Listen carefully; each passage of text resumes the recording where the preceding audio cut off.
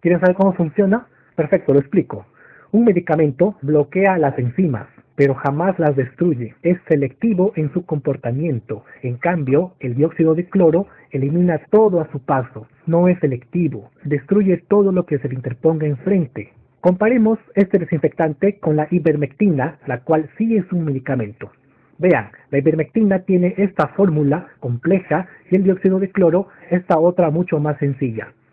La ivermectina, gracias a su complejidad lograda luego de décadas de estudio, bloquea la acción metabólica de las enzimas sin desnaturalizarlas. En cambio, el dióxido de cloro es un compuesto simple y oxidante, arranca electrones de las moléculas, destruye la función de los componentes celulares y de las proteínas víricas sin ningún tipo de especificidad. O sea, no distingue entre células de tu cuerpo y bacterias patógenas.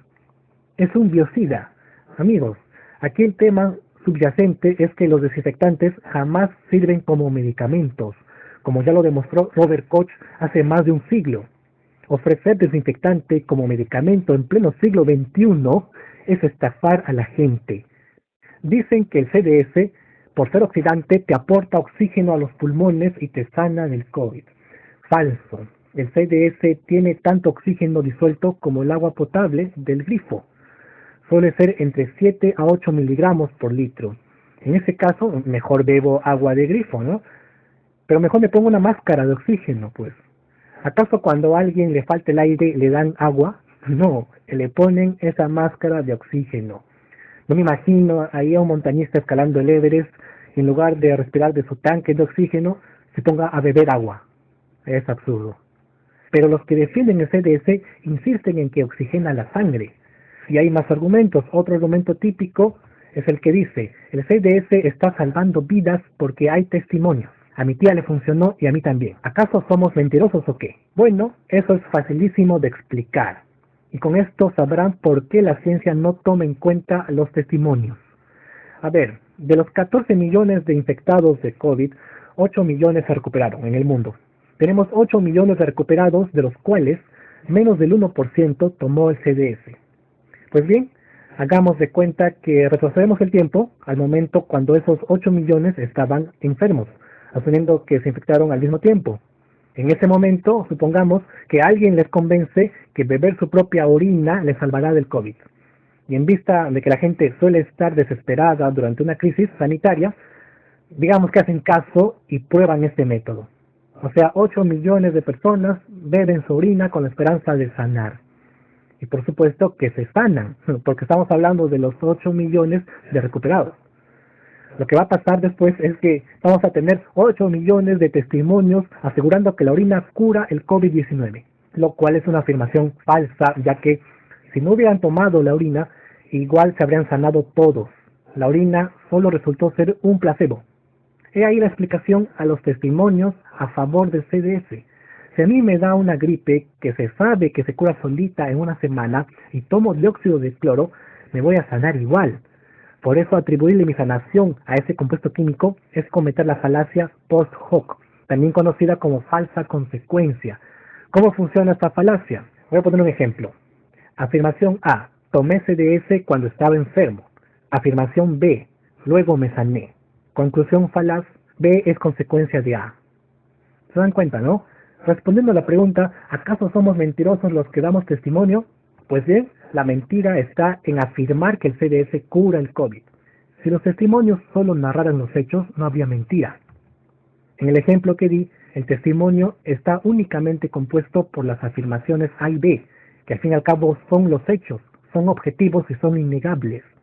La mentira está en la conclusión que se sacó.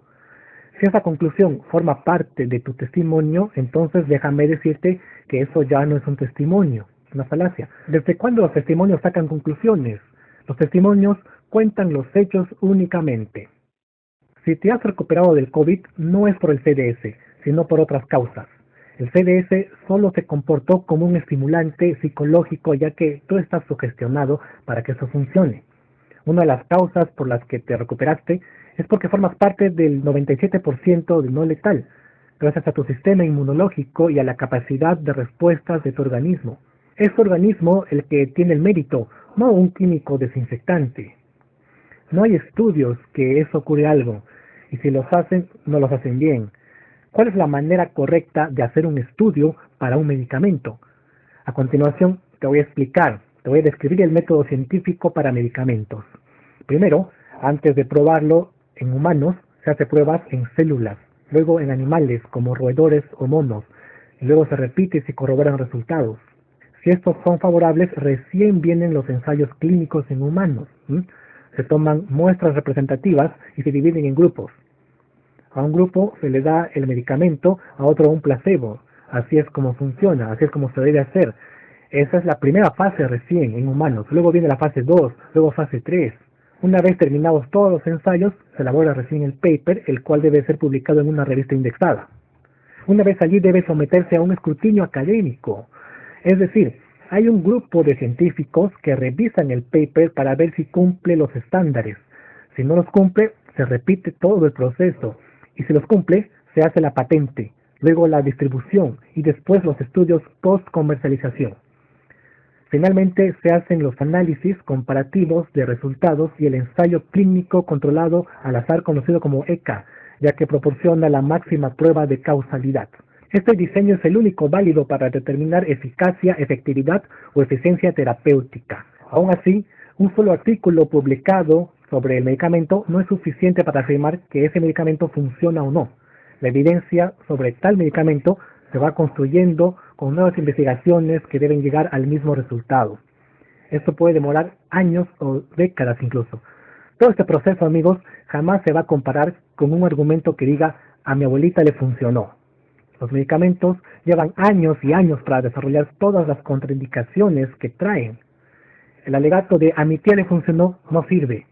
Solo los estudios clínicos sirven. Tampoco sirve este alegato que dice así: reto al MINSA y al colegio médico que el dióxido de cloro no hace daño a la salud tomándomelo ante notario público. No, pues eso tampoco se compara con los estudios.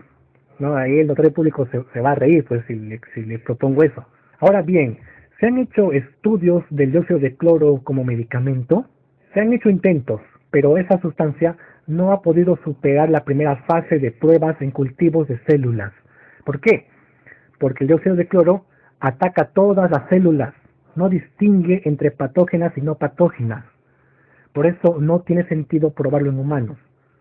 No sirve, es perder el tiempo. ¿Para qué? Perder plata también. Además, los estudios toxicológicos con animales confirman lo que se observa en los cultivos. Por lo tanto, el CDS jamás podrá ser candidato a medicamento. Los defensores dicen, pero si hay estudios, ¿ven? Ellos se refieren a los estudios hechos en Ecuador y Uganda. Esos no son estudios porque no siguieron los pasos del método científico que he descrito. Además, ¿dónde se ha visto que se hagan estudios mientras el producto se sigue comercializando en humanos? La comercialización viene después del estudio, no antes. Luego se quejan diciendo que ¿por qué lo prohíben? Seguro las élites les pagan para prohibirlo. La prueba que se hizo en Uganda fue en el 2017 y fue para probar la efectividad contra la malaria. Fue un chiste porque los resultados los publicaron solo por YouTube. No publicaron ningún artículo científico ni probaron la efectividad. Los defensores del dióxido dicen que existe un artículo científico. Sí lo hay. En 2018 salió un artículo publicado en una revista. El estudio decía que una mezcla de medicamentos, entre los cuales se encontraba el dióxido de cloro, curaba la malaria en pacientes en Camerún. Pero se descubrió que había manipulación de datos. Además, se encontró el fármaco artemisina, una droga antimalárica, en la mezcla de drogas que les daban a los pacientes. Entonces, es lógico que se van a mejorar si les dan la medicina adecuada a esos pacientes, ¿no? Los defensores dicen que hay patentes. Bien, sin embargo, todas esas patentes son para uso de dióxido de cloro como desinfectante y no para su uso como medicamento en el cuerpo humano. Por ejemplo, hay una que indica que la sustancia es buena para prevenir la contaminación de muestras de sangre. Ya, es perfecto. Esa patente es conocidísima y es para muestras de sangre, tal como lo dice. No para la sangre dentro del cuerpo, es para muestras. Aquí se confunde mucho. Ninguna patente es para consumo humano. Todas son para uso superficial y la mayoría en animales. Así que, amigos, ya sabemos que el CDS es un bulo y que los laboratorios de las industrias farmacéuticas son quienes fabrican el clorito de sodio y el ácido clorhídrico los cuales sirven para obtener CDS. O sea, las farmacéuticas son las que abastecen los ingredientes para hacer el CDS.